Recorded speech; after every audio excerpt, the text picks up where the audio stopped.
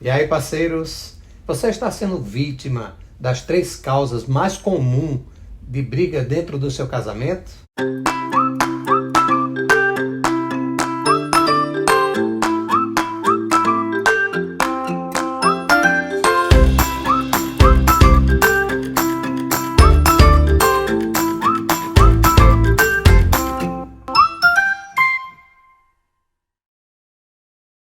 Pois é, nós decidimos trazer esse tema tão polêmico, né, que acontece dentro do nosso casamento, para que junto com vocês nós possamos entender melhor essas 3 causas.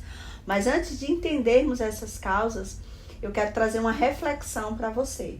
Para pensar aqui comigo, aonde há 2 pessoas dentro de um casamento brigando, existem 2 adversários.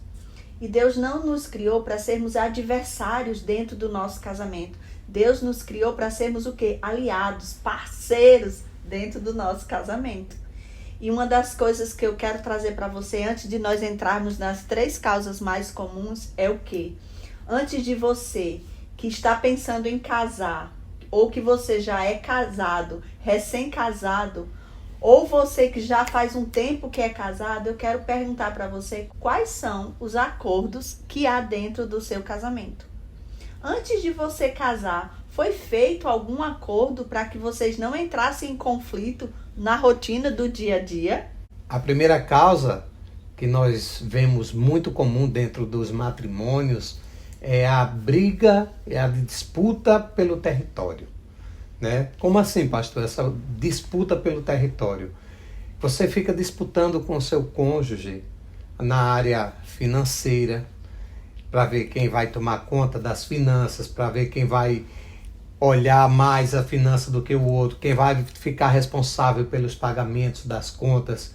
Muitas vezes essa disputa gera uma ocultação em relação ao quanto ganha, o quanto gasta. Muitas vezes o cônjuge não sabe o quanto está entrando dentro do lar, dentro da relação do casamento.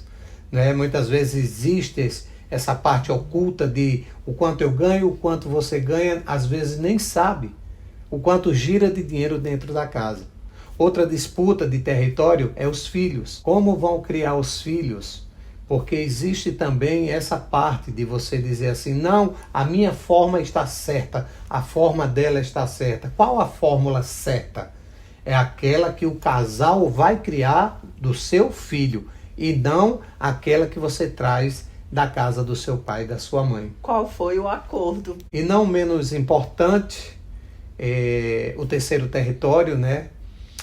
Os bens que o casal adquire, tanto ele teve antes ou depois do casamento, como vai ficar essa divisão de bens, o que é meu, o que é seu, o que é nosso, e também o tempo que vai ser adquirido esses bens futuramente, né? Os bens que vocês vão trabalhar junto, que vão estar juntando aí as forças, a unidade da parceria, para poder você adquirir novos bens dentro do seu matrimônio, e aí também isso se torna uma briga de território muito grande. E o pastor falando nisso, eu lembrei, né? Por exemplo, às vezes o marido quer comprar um carro e a esposa não está de acordo de comprar esse carro porque ela quer comprar a casa.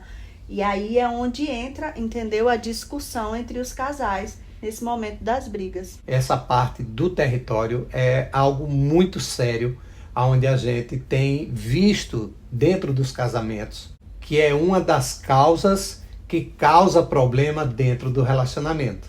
E a segunda causa, bem forte, gente, nós brigamos por causa do nosso orgulho, né? Porque o orgulho diz o quê?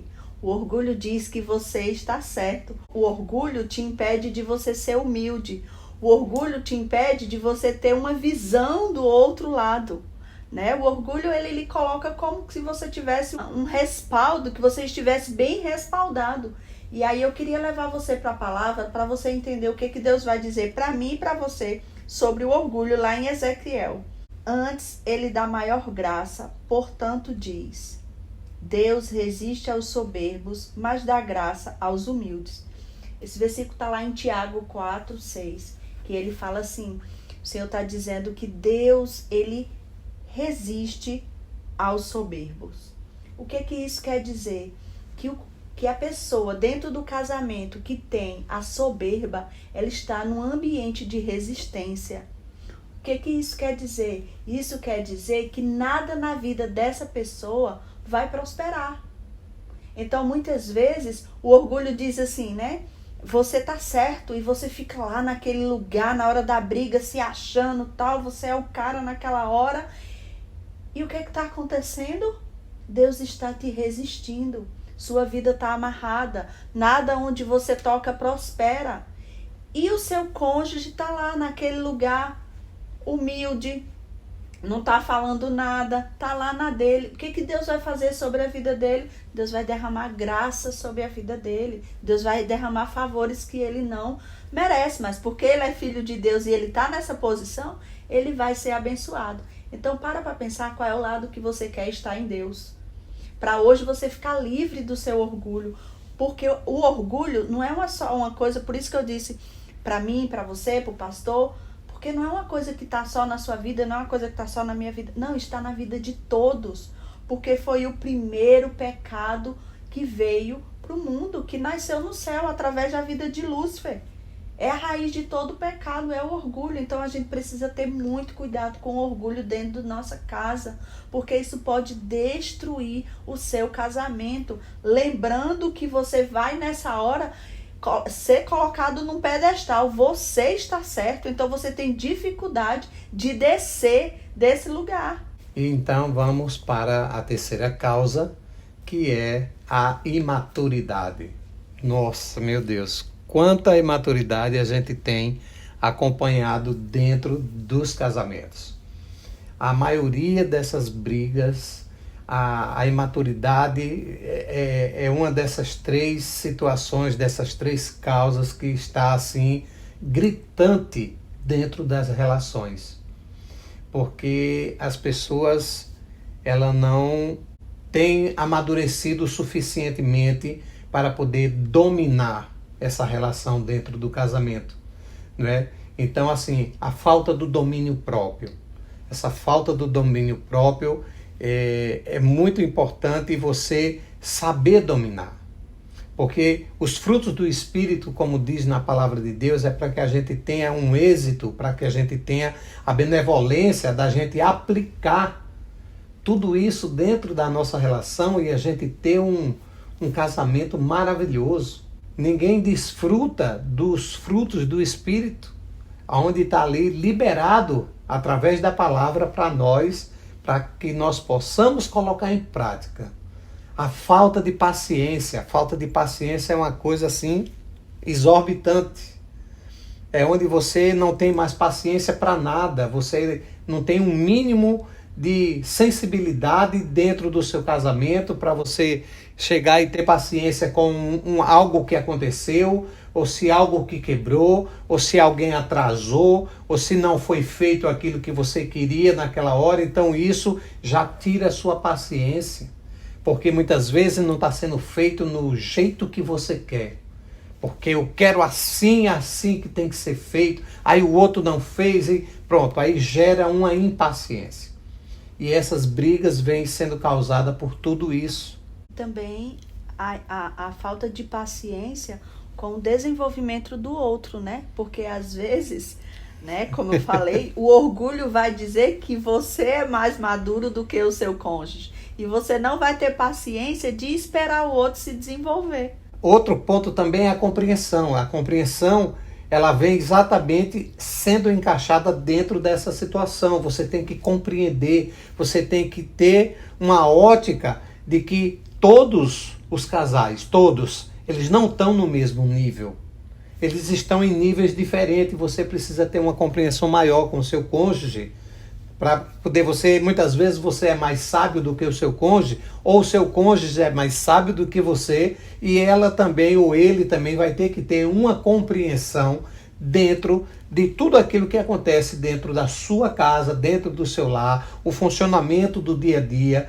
Todos os dias tem algo novo, tem algo diferente acontecendo, seja positivo ou negativo. E você precisa ter essa situação no domínio, a compreensão. A compreensão vai fazer com que o teu relacionamento amadureça. E esse relacionamento amadurecendo, você vai ter uma vida longa dentro do seu casamento. Porque tudo isso vem dentro da imaturidade, você não está aplicando o domínio próprio, a paciência e a compreensão.